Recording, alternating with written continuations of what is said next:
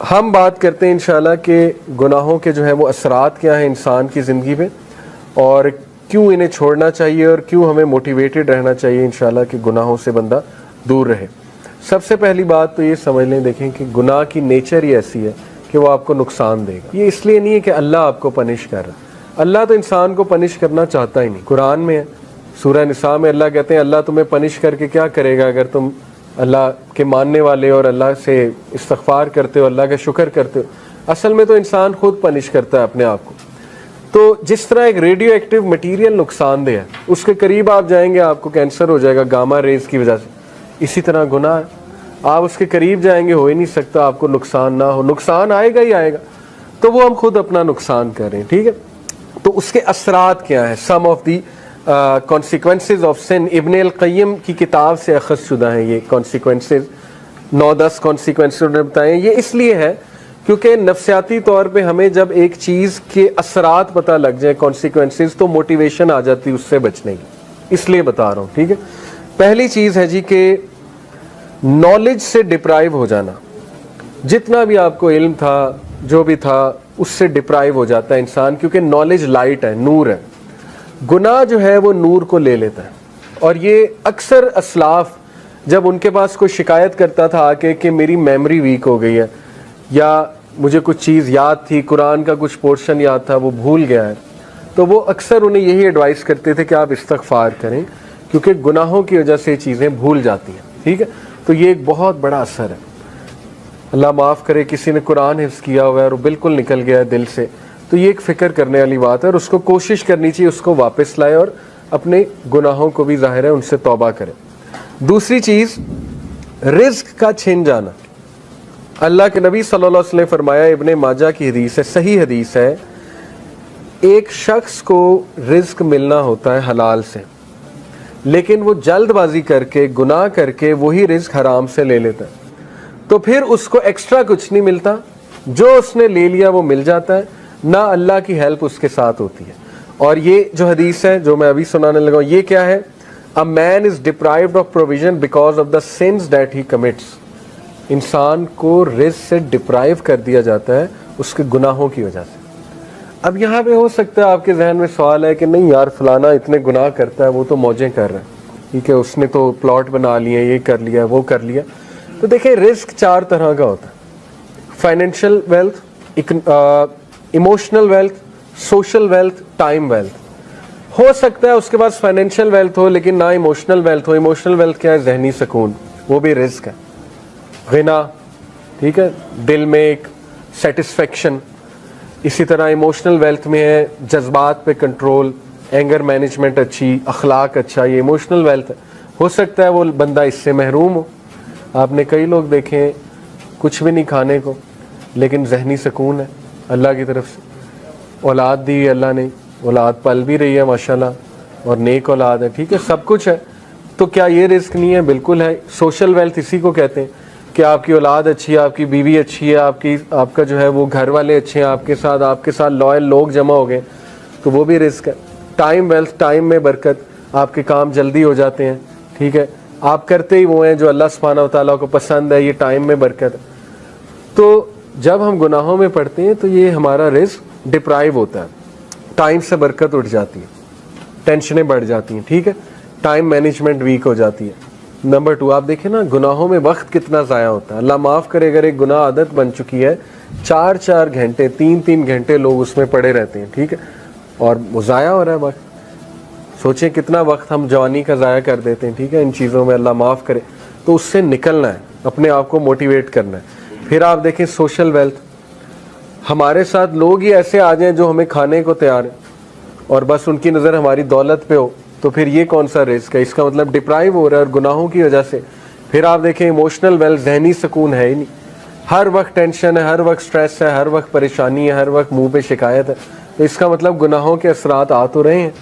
تو اس لیے گناہوں کے اثرات رزق کی تنگی سے آتے ہیں، ٹھیک ہے۔ رزق کبھی اللہ بڑھا کے دیتا ہے، کبھی گھٹا کے دیتا ہے، اوور آل رزق تو لکھا ہوا ہے، لیکن یہ اللہ کی ڈسٹریبیوشن ہے۔ اللہ اپنے بندوں کو چیک کرنے کے لیے کبھی زیادہ دے دیتا ہے اس کوانٹٹی میں سے، کبھی کم کر دیتا ہے، جب وہ دوبارہ استغفار کرتے ہیں پھر بڑھا دیتا ہے، ٹھیک ہے۔ یہ اللہ بادشاہ ہے، اللہ جیسے چاہے کر سکتا ہے۔ नंबर 3, अल्लाह और बंदे में एक ला ताल्लुकी, सेंस ऑफ एलिनेशन, जो बहुत बड़ी पनिशमेंट है, अल्लाह माफ, बल्कि सबसे सीरियस बात है ये, जब आप अल्लाह से दूर हो जाएं और एक डिस्टेंस फील करें और एलोन फील करें।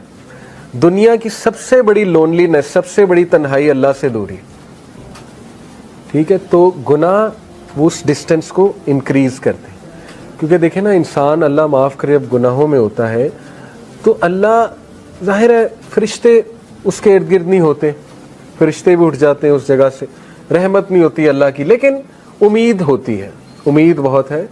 अल्लाह गुनाहगारों को ही माफ़ करते हैं, ऑब्वियस सी बात है। अल्लाह ज़रूर होते हैं बंदे की तरफ मोहब्बत से देख भी रहे होते हैं, चाहते हैं बंदा निकल आए और बंदा जो है मुझसे दुआ करे, मुझे पुकारे, लेकिन गुनाहों की वजह से आहिस्ता आहिस्ता ये रिलेशन वीक होता जाता है। वीकनेस यहाँ तक आ जाती है कि एक बंदा ना मायूस हो जाता है, कहता है यार क्या अल्लाह से मदद मांगूं, मैं तो बहुत ही एक्स्ट्रा कर चुका हूँ काम, इसराफ कर चुका हूँ गुनाहों के, अब क्या मैंने अल्लाह से बात करनी, ठीक है। तो फिर बंदा गिव अप कर देता है, गिव अप करके वो मज़ीद गुनाहों की तरफ चला जाता है। इसलिए इस डिस्टेंस को कम करने के लिए इस्तिग़फ़ार, गुनाहों से तौबा करना, गुनाहों को छोड़ना, ताकि आप अल्लाह के करीब आ जाएं और उस रिलेशन को एंजॉय करें। खालिक के साथ जो रिलेशन है ना, वो सबसे खूबसूरत, सबसे हेल्दी रिलेशन है, सबसे ब्यूटीफुल रिलेशन है, और इंसान खुश हो जाता है खालिक के साथ रिलेशन स्ट्रॉन्ग करके, ठीक है। ये चौथी चीज़, things become difficult for him so that he does not turn his attention towards any matter but he finds the way blocked or he finds it difficult। काम मुश्किल होना शुरू हो जाते हैं गुनाहों की वजह से। मैंने जैसे कहा रिस्क में तंगी आ जाती, इस तरह कामों में भी मुश्किलात आना शुरू हो जाती हैं। अच्छा खासा काम कोई था, होने लगा था, एकदम मुश्किल बन गया, रुकावट आ गई, ठीक है। तो इस मौके पे बंदे को इस्तिग़फ़ार बढ़ाना चाहिए, अपने गुनाहों की तौबा करनी चाहिए इस मौके पे, ठीक है, ताकि वो अटका हुआ काम जो अल्लाह की रहमत से वो ठीक हो जाए। एक असलाफ थे, सलफ़ थे, उनका वाक़या है कि वो कुरान हाफिज़ थे, तो उन्होंने क्रिश्चियन औरत से, एक क्रिश्चियन औरत थी, उससे उन्हें मोहब्बत हो गई, बहुत खूबसूरत औरत थी वो, तो ज़ाहिर खूबसूरती की वजह से वो अट्रैक्ट हुए। उस क्रिश्चियन औरत ने उनके सामने शर्त ये रखी कि तुम इस्लाम छोड़ दो, इस्लाम छोड़कर जो है ना वो फिर तुम मुझे पालोगे। तो वो जो सलफ़ थे उन्होंने बात मान ली, अल्लाह माफ़ करे, ही left Islam for the sake of women, उससे इम्प्रेस हो गए। और फिर जो है वो एक बार कहीं से गुज़र रहे थे, तो कुरान की जो है ना वो ये आयत उनके सामने आई, सूरह हज की, कि लोगों में से कुछ ऐसे हैं जो एज पे खड़े हुए हैं, जब तक उन्हें अच्छाई आ रही है वो अल्लाह की तरफ है, और जब उन्हें कोई मुश्किल आती है तो वो इस्लाम से चले जाते हैं, और ऐसे लोग दुनिया में भी खसारे वाले हैं, आखिरत में भी खसारे वाले। तो वो इतना रोए ये आयत सुन के कि अल्लाह ने मुझे मैसेज दे दिया है, उन्होंने तौबा की और वापस आए। तो मैं आपको बताने का मकसद ये कि कई असलाफ आपको नज़र आएंगे जो बाद में मुहद्दिस बने, बड़े बड़े टीचर्स बने, दीनदार लोग बने, उन बहुत डार्कनेस में थे, बहुत ज़्यादा। जैसे अब्दुल्ला बिन मसलम का वाक़या है, इमाम बुखारी के टीचर, शराबी थे, शराब छूटती नहीं थी, ठीक है, शराब के नशे में धुत थे। एक दिन इमाम अश-शाबी आए, जो कि उस दौर के बहुत बड़े मुहद्दिस थे, गधे पे सवार थे वो, क्योंकि रसूलुल्लाह की सुन्नत है, गधे पे रसूलुल्लाह ने सफ़र किया हुआ है। उन्होंने बड़ा मजाक उड़ाया, अब्दुल्ला बिन मसलम ने शराब के नशे में धुत बेशर्मी से उनके सामने गए, कहते हैं भाई कौन हो तुम लोग, तुम्हारे इर्द गिर्द जमा हो रहे हैं, किधर से आए हो। इमाम अश-शाबी ने कहा जी मैं मुहद्दिस हूँ। उन्होंने कहा जी मुहद्दिस क्या होता है। इमाम अश-शाबी ने कहा मुहद्दिस होता है जो हदीस सुनाता है। तो उन्होंने बेशर्मी से कहा अच्छा मुझे भी सुना, देखते हैं मुझ पे कितनी असर करती है। शराब के नशे में धुत थे, तो उन्होंने हदीस सुनाई कि नबी अकरम सल्लल्लाहु अलैहि वसल्लम ने कहा जब तू शर्म ना कर तो जो चाहे कर। आप देखेंगे कितने ज़हीन थे कि वही मौका था, वो बेशर्मी से आया था ना। अल्लाह के नबी ने कहा ठीक है, ये इस तरह है जैसे एक बाप बेटे को नहीं कहता जा फिर जो करना कर। तो देखें वो हदीस ऐसा उनके ऊपर गिरी पहाड़ बन के। उन्होंने कहा कि मैं उसी वक्त बस तौबा की, इरादा किया कि अल्लाह मैं इतना बेशर्म हो गया हूँ। और माशाल्लाह आप देखें वो अब्दुल्ला बिन मसलम इमाम बुखारी के उस्ताद, ठीक है, हदीस के हवाले।